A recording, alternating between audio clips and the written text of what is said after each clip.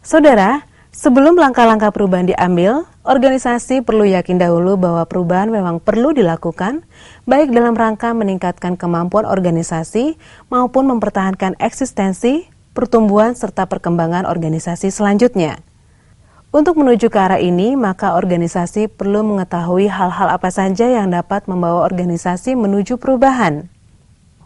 Ada 4 hal dalam tingkatan perubahan yang bisa dilakukan, yaitu perubahan pengetahuan, perubahan sikap, perubahan perilaku, dan perubahan prestasi kelompok atau organisasional. Perubahan pengetahuan paling mudah dilakukan karena dapat terjadi melalui membaca atau penjelasan seseorang dan lain-lain. Perubahan sikap dipengaruhi oleh kadar emosional seseorang, mengingat karakter positif dan negatif manusia yang berbeda-beda. Sementara itu, perubahan perilaku adalah hasil dari pengalaman seseorang yang dapat membentuk suatu pola kebiasaan. Bagian ini memperlihatkan faktor-faktor yang mempengaruhi pembentukan perilaku seseorang. Terdiri dari, pertama, variabel norma-norma hukum. Terdiri dari kelaziman dan aturan kesusilaan, norma hukum keagamaan, norma hukum kenegaraan. Kedua, variabel lingkungan. Terdiri dari 3 faktor, yaitu keadaan alam di sekitar manusia, kelompok, dan kebudayaan. Variabel ketiga adalah variabel psikologis, di antaranya persepsi, sikap, kepribadian, dan belajar. Sedangkan perubahan prestasi kelompok atau organisasional adalah perubahan yang terjadi dalam organisasi yang tidak mudah, karena pada tingkat ini perlu usaha mengubah kebiasaan, adat istiadat, dan tradisi yang telah berkembang dalam jangka waktu yang lama. Saudara mahasiswa, apabila suatu organisasi ingin melakukan perubahan, maka bukanlah suatu hal yang mudah untuk mewujudkannya. Banyak pihak yang dilibatkan, mulai dari anggota organisasi, kebijakan perusahaan, sampai kepada faktor teknologi. Seperti yang sudah dijelaskan sebelumnya mengenai faktor-faktor yang dapat dirubah. Dan bila organisasi ingin melakukan perubahan, maka organisasi harus terlebih dahulu mengetahui hal-hal yang terjadi, sehingga organisasi memiliki alasan untuk melakukan perubahan.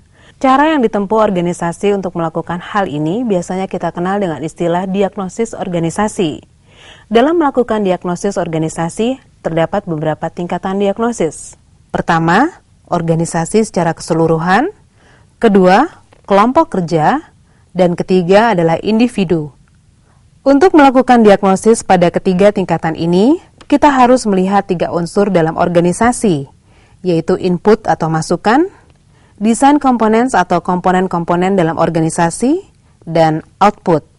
Dari ketiga tingkatan yang ada, yang akan dibahas dalam kesempatan ini adalah diagnosis organisasi secara keseluruhan. Unsur-unsur organisasi pada diagnosis tingkat organisasi meliputi input, terdiri dari strategi organisasi dan lingkungan organisasi.